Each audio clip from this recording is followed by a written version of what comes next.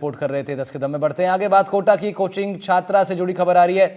हर्षराज शंकर के सुसाइड के बाद हॉस्टल खाली करा दिया गया है। परिजनों के आने के बाद शव का पोस्टमार्टम। मृतक छात्र के परिजन बिहार से आज कोटा पहुंचेंगे। जवाहर नगर थाना पुलिस अब मामले की जांच पड़ताल कर रही है। 20 मार्च को ही बिहार से कोटा आया था छात्र। मृतक छात्र के परिजन बिहार से आज कोटा पहुंचेंगे। जवाहर नगर थाना पुलिस मामले की जांच पड़ताल कर रही है।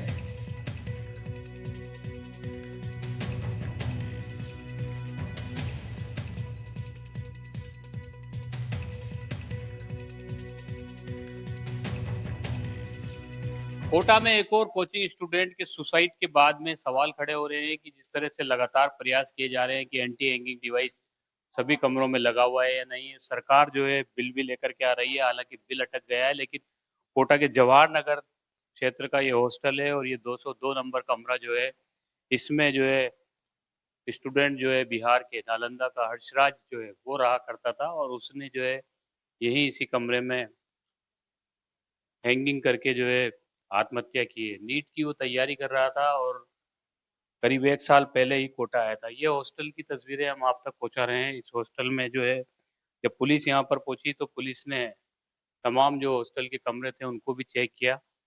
सभी जो कमरे हैं उसमें एंटी हैंगिंग डिवाइस यहाँ पर लगा हुआ है, क्योंकि जिस तरह से क्योंकि ये पूरा का पूरा जो इलाका है, ये इलाका कोचिंग का हब कहलाता है। जवाहर नगर ये इलाका है और इस इलाके में जो हॉस्टल है वहाँ पर एंटी हैंगिंग डिवाइस की जो बात है वो इस हॉस्टल में जो है साफ तौर पर नजर आ रही है कि इस कमरे में, ये दूसरा जो कमरा है इसकी तस्वीर हम पहुंचा रहे हैं कि यहाँ पर एंटी हैंगिंग डिवाइस लगा हुआ है। यानी इनका कहना है कि सभी जो कमरे हैं उनमें एंटी हैंगिंग डिवाइस लगा हुआ है, लेकिन इसके बावजूद जो छात्र है उसने जो है आत्मघाती कदम उठाया, उसने जो है सुसाइड कर लिया।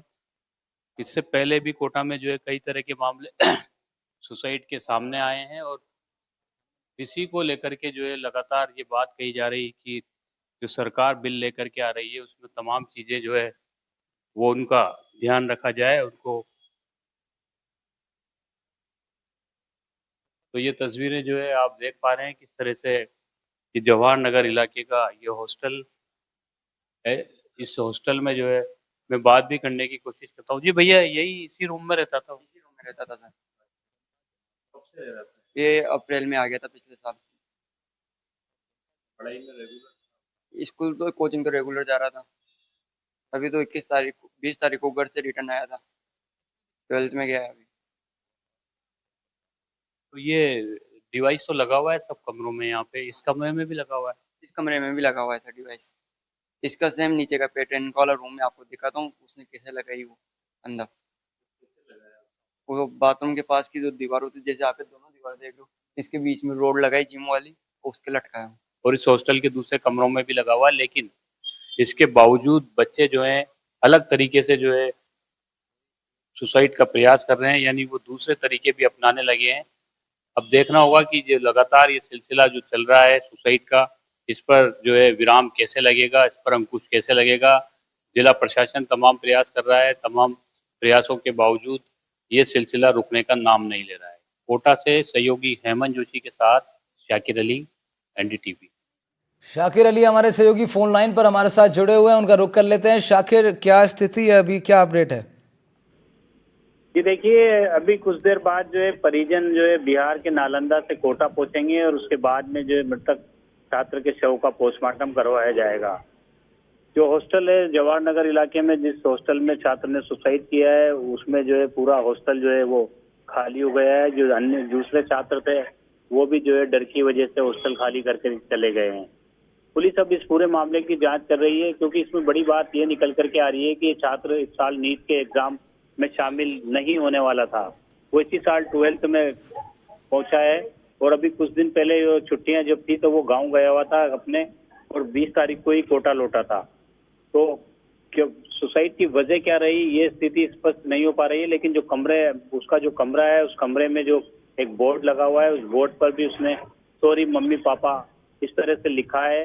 जो हॉस्टल संचालक से हमारी बात हुई है उसके मुताबिक, तो कहीं ना कहीं जो है इस पूरे मामले में भी जो डिप्रेशन का मामला है वो साफ तौर पर देखा जा रहा है, लेकिन सुसाइड की वजह क्या रही आखिर उसको एग्जाम का तनाव था या फिर कोई और वजह थी, इससे स्थिति स्पष्ट जो है परिजनों के आने के बाद होगी। और पुलिस ने, क्योंकि मोबाइल फोन भी पुलिस ने यहाँ से बरामद किया है बच्चे के रूम से, तो उसकी भी जांच की जा रही है। लेकिन ये दुखद जो खबर है, ये एक बार फिर जो है कोटा में जो तमाम प्रयास किए जा रहे हैं उन सभी प्रयासों को सवालों के घेरे में खड़ा कर रही है, क्योंकि लगातार जिला प्रशासन की ओर से प्रयास किए जा रहे हैं। कोचिंग संचालक जो है, कोचिंग संस्थान जो है, वो भी लगातार इस बात का दावा करते हैं कि काउंसलर से लेके तमाम चीजें जो है वो बच्चों के लिए उपलब्ध करवाई जा रही है। हॉस्टल में गेट कीपर ट्रेनिंग करवाई जा रही है, बच्चे के हाव भाव पहचाने जा सके कि कोई बच्चा अगर डिप्रेशन का शिकार है तो उसको समय पर काउंसलिंग मिल सके, वो आत्मघाती कदम ना उठाए उससे पहले ही उसकी काउंसलिंग कर दी जाए। तो ये तमाम चीज जो है की जा रही है, लेकिन उसके बावजूद जो है ये सिलसिला थमने का नाम नहीं ले रहा है। ये बिहार निवासी जो छात्र था, ये 2024 अप्रैल महीने में जो है कोटा आया था और इसी साल वो 12th में पहुंचा था और आने वाले टाइम में वो नीट का एग्जाम देता, लेकिन उसने जो है आत्मघाती कदम उठा लिया। और बड़ी बात यह है कि उसने सुसाइड करने का मन में किस तरह से ठान लिया था कि एक बार जब वो पंखे से उसने प्रयास किया तो एंटी हैंगिंग डिवाइस की वजह से उसकी जान बच गई, लेकिन उसने फिर दोबारा जो है कमरे में जो रोड लगी हुई थी उस रोड पर फंदा लगाकर सुसाइड किया। तो पुलिस इस पूरे मामले की जांच कर रही है। जवाहर नगर थाना पुलिस, परिजन जब आएंगे तो परिजनों से भी पूछताछ की जाएगी कि उनकी बातचीत कब उससे आखिरी बार हुई थी। हालांकि वो कुछ दिन पहले ही जो है गांव से वापस लौटा है। तो किस तरह से ये पूरा का पूरा मामला निकल करके आता है, ये स्थिति परिजनों के आने के बाद स्पष्ट होगी और पुलिस की जांच में स्पष्ट होगी। लेकिन कोटा में जिस तरह कोचिंग स्टूडेंट्स के सुसाइड के मामले जो है वो थमने का नाम नहीं ले रहे हैं, उसमें एक और दुखद अध्याय ये जुड़ गया है। ठीक है शाकिर, बहुत शुक्रिया आपका तमाम जानकारी के लिए।